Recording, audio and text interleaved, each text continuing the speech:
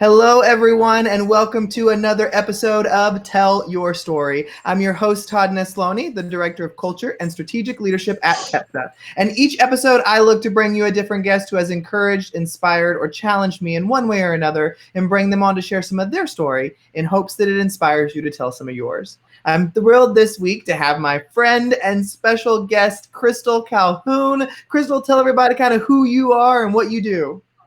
Well, hey Todd, thank you for having me. Boy, you keep stretching me out of my comfort zones. You're getting a little uncomfortable to be such a friend, but I'm excited to be here. My name is Christal Calhoun, and I am the principal at Toole Elementary with Malakoff ISD. I've been in education. This is my 16th year, I think. Yeah.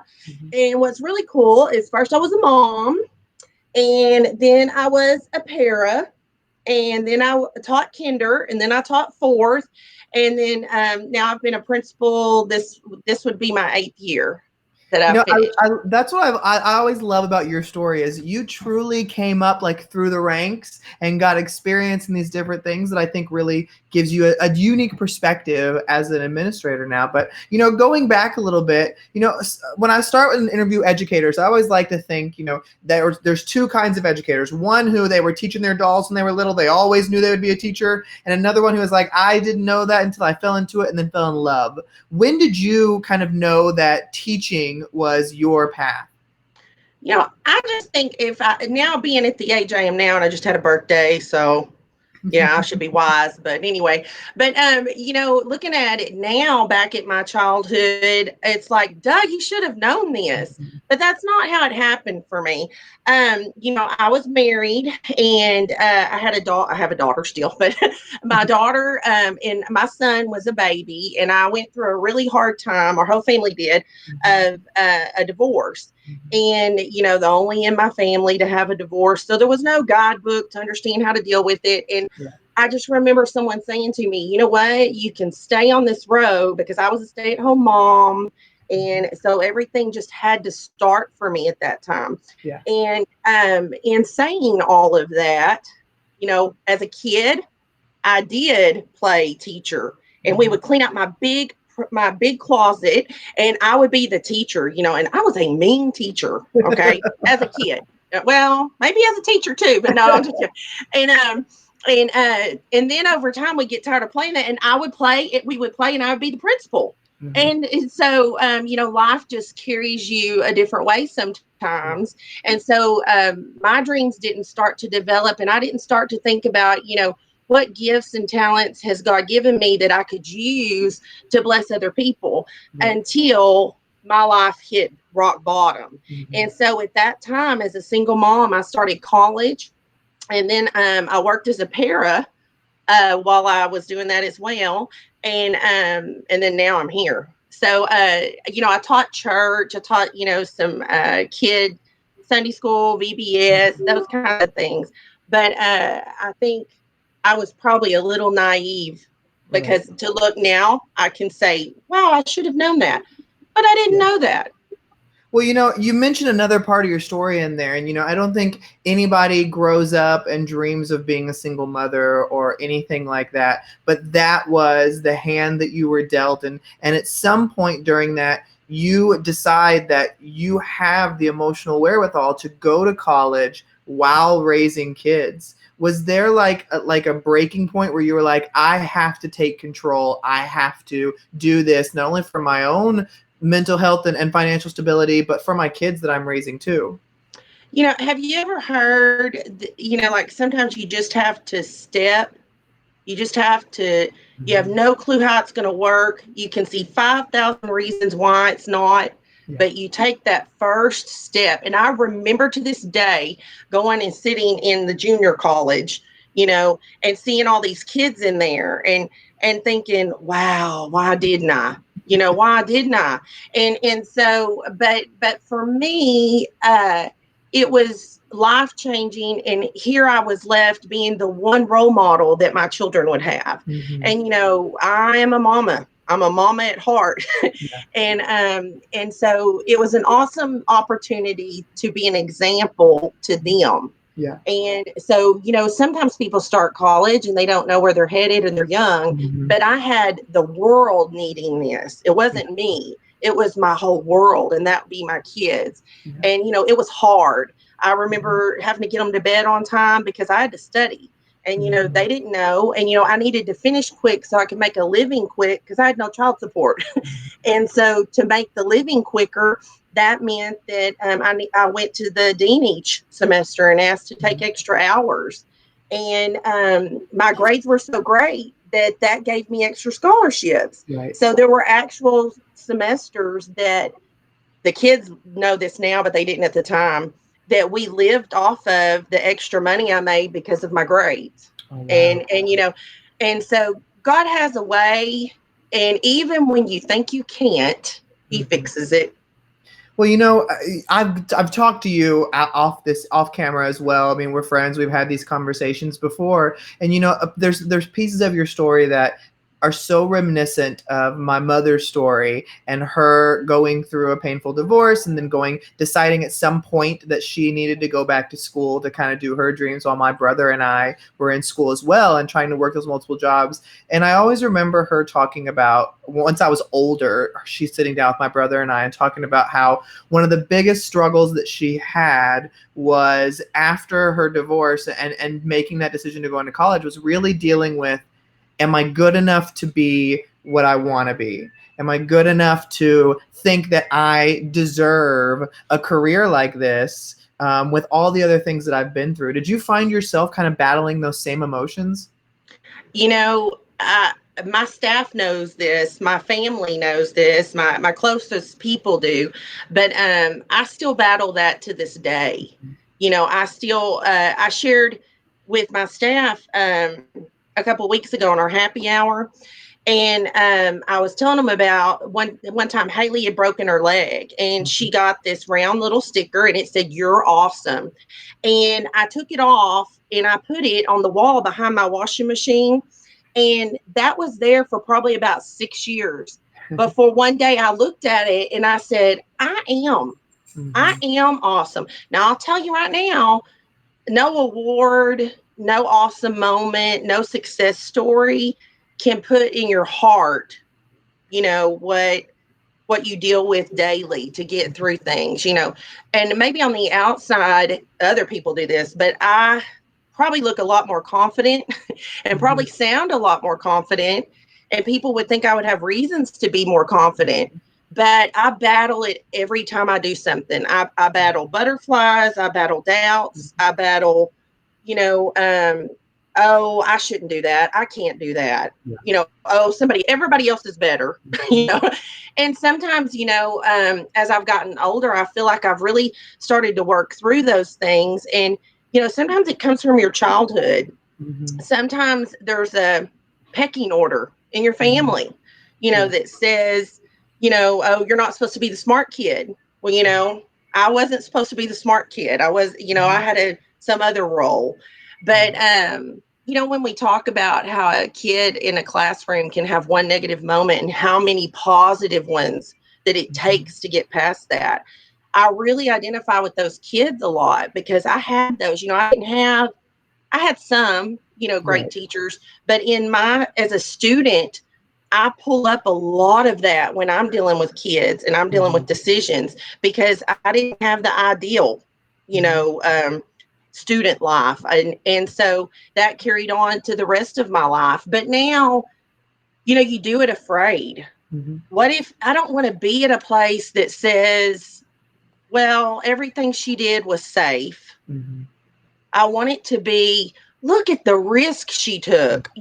Good grief, can you believe she did those things? Yeah. And then I want to be able to tell people that, I was shaking the whole time. I was terrified. And I've done so many of those moments this past 2 years that Uh-huh. um, I think it's really spoken to my friends and my staff and my kids and my husband for that Mhm. matter. He's excited because he's been going online lately teaching stuff. Well, I think something you said there was so important people to hear is that, for so many of us, there's no level of success or recognition or anything that takes away those feelings of doubt that still creep in. And I know, you just mentioned there that you're married now to a wonderful man who is amazing to your kids. I know you just rant and rave about him. But, leading up to finding him, how did you work with your own demons to feel like you could be loved again by someone? Because I know that's often the case for many people as they go through a breakup or any kind of that. It's feeling that I'm worthy of having somebody or putting myself out there again and knowing that, do I want to go through that pain again? Yeah, that's it was tough. My immediate thing was to provide for my kids. Mm-hmm. And then once I could see that was headed in a certain direction, my next step was protect me. Mm-hmm. And I don't know if you have read, but I love Bree. Oh, help me.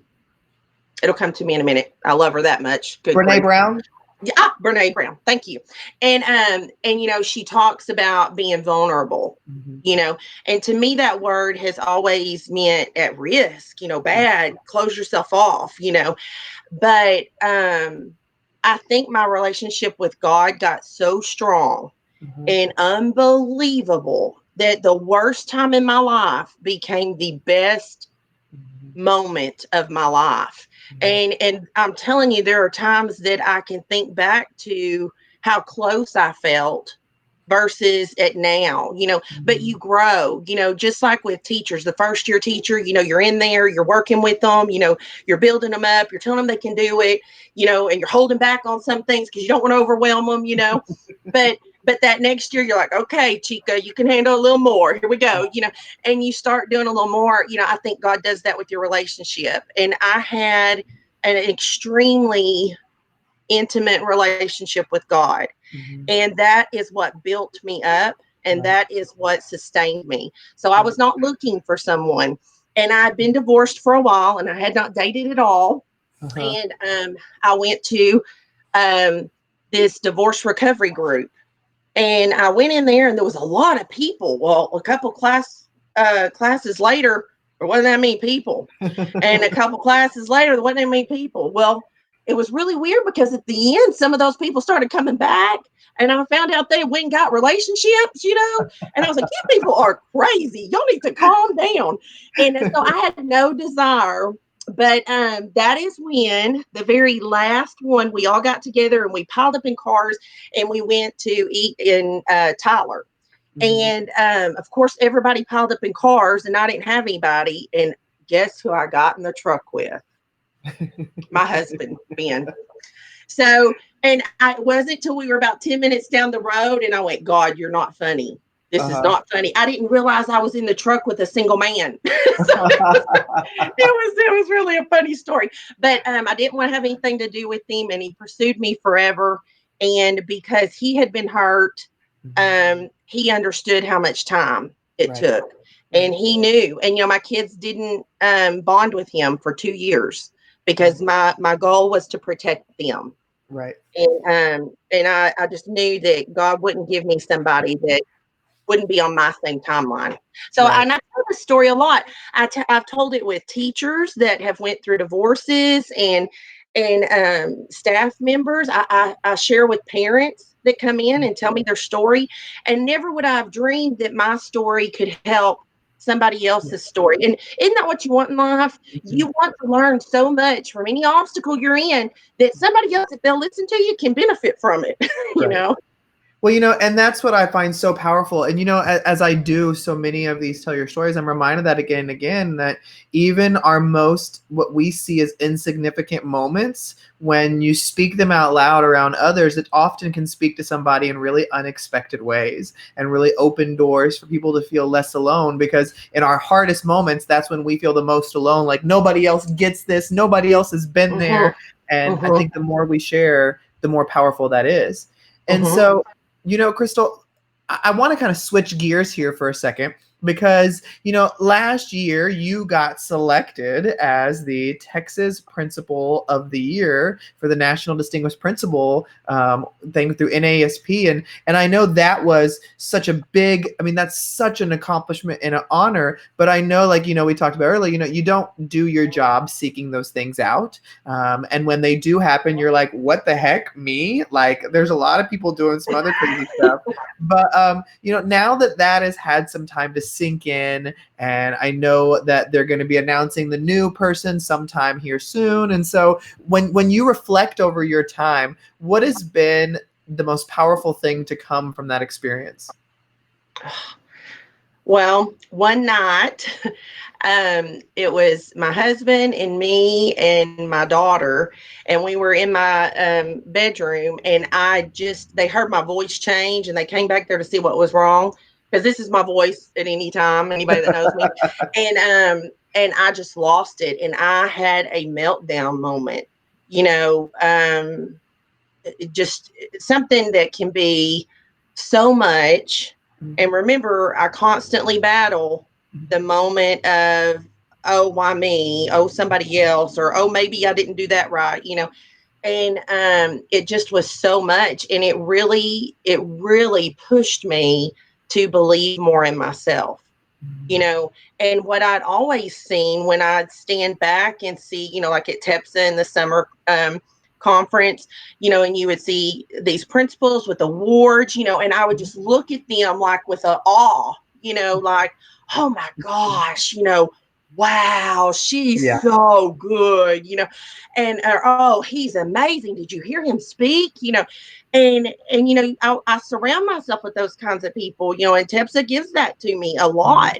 And I call them my TEPSA peeps, and it's not just peeps in my region, it's people that are in the same battle that I'm in. And at that moment, when they announced me, and then a week later or so, when it's starting to set in, I start realizing that all of those things that I've thought of someone else, someone would think of me now. And that was a lot to swallow. I mean, that was like peanut butter with no drink. It was a lot. And it's been a lot. And every once in a while it'll hit me a little bit. And I remember one of the award ceremonies, my lifelong friend, Belinda, she had said to me, she said, it's okay, just take it in. Because you can read everything on my face. I mean, I can't hide it. And man, these Zoom meetings, they're about to kill me. I mean, I'm not kidding. It's like it's out there, because I'll be like, I'll put the eyebrows down, quit. But anyway, it has grown me in ways that, I always know I can grow. Trust me. Yeah. That personally inside, that nobody but Christal can know. And it's made me have to deal with lies that I think of. And it's not because the title changes who I am, to other people. It's that being a moment that God wanted that for me.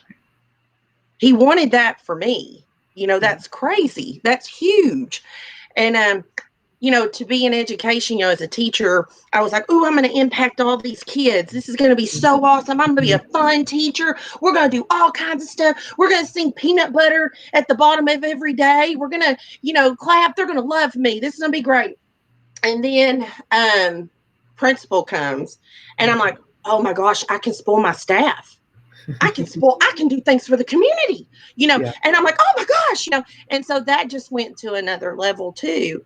And, I know I can do those things, but when it's on the outside looking in at you, it changes you. Not for like I'm worth more or mean more. I'm still Christal, and anybody that knows me knows I am. It's simply that God chose to bless me with that. And congratulations to the new one, because she's fixing to be in a little whirlwind. Or I think it was all four, isn't it? Four females. Yeah, it was 4 women that made the finals. That's awesome. That is so awesome. But I love what you shared though, because I remember when I was going to get to meet you, and I knew that you were the National Distinguished Principal for Texas, and I was like, oh my gosh, like I'm so excited. And you were like, I am just like, and I'm like, I know everybody's the same, but it's that like I get to meet somebody who was recognized by associations or organizations that I really respect too. And it's funny Mm-hmm. because as I've gotten to know you, I can see just all those real human elements that it's like, yeah, this award put a spotlight on you, but oh, and did you fall out? No. I don't see your video anymore. What says your camera and sources will appear here, but I didn't do anything. Well, go ahead and jump back out and jump back in as we wrap this up, Christal. Just close out and come back in, and I'll wrap it up. But Okay. as I was saying was with Christal, it was one of those things. As I got to know her more and more, it was that reminder that these people who can get these awards, that if they're truly good people at heart and they aren't trying to be something they're not, you connect with them in a whole new way, and you realize that they got an award because they were doing great work, and it doesn't make their work any better than yours, and it doesn't mean that the things they're doing aren't worthy of being celebrated. But it's so great to meet people who get awards, and they don't let it change them. They still have kids and adults at heart, and that's what I've loved about getting to know you, Christal. Well, closing out this conversation, the one thing that I love to end every one of these with is, I believe as people, there are certain things we hold really true to our hearts and who we are and what we believe. And so for people who are listening or watching today, if they were to walk away with one thing, what would your one thing be? Oh my goodness. That whatever you're believing, if it is causing you to have fear or doubt, then it's not true. It's not true. The best thing I ever heard, and it was many years ago, and it was a little acronym, for fear, and that's false evidence appearing real. And so many times, what comes in our mind, personally, those little voices, that tell you if you can or can't do something, sometimes it just has to do with, are you willing to do the work? Mm-hmm. Do you have the drive? Do you want to put yourself out there? But if it's fear or doubt that's making your decision, then those aren't relevant. Those aren't things that, it could be keeping you from growing. And growing, you should always want to grow. I could be a principal 30 years and I would be growing. Mm-hmm. And that's the kind of people I like. Yeah. I love to be around people that say, I didn't know that, or laugh at themselves, when they mess up. But fear or doubt, let it go. Analyze that. Stop and think about what's getting, for me personally, I get really worked up inside and I'll feel it. I feel this anxiety come on. And I'll be like, hold up. Why are you nervous about this? You know how to answer this question, and I have to talk myself through it Yeah. sometimes. And it's literally a doubt. 9 times out of 10 for me, it's a doubt. Oh, he thinks I can do something I can't do. You know, so I'm learning. Not I have not mastered, and I may never master, Yeah. but I'm learning to evaluate and see if it's fear or doubt. And if it's one of those, then you better just stop. Just Yeah. stop and take a minute. And I spend so much time and energy building my students up and building my staff up and building my kids up. I believe in all them people 100%. Yeah. But just the past year or so, have I had to start believing in me a little bit? Like just be quiet and think something good about yourself. Yeah. Journal something. Mark Terry had given me a journal for this tips, a little leather Mm-hmm. bound journal for this past year. And said, you want to make notes? And I said, oh my gosh, I've been feeling like I'm supposed to start journaling some, just because I want it to benefit someone else later. Right. And that's what I've been doing. And 9 times out of 10, when I go read back a few days before, I'm like, why did I think that?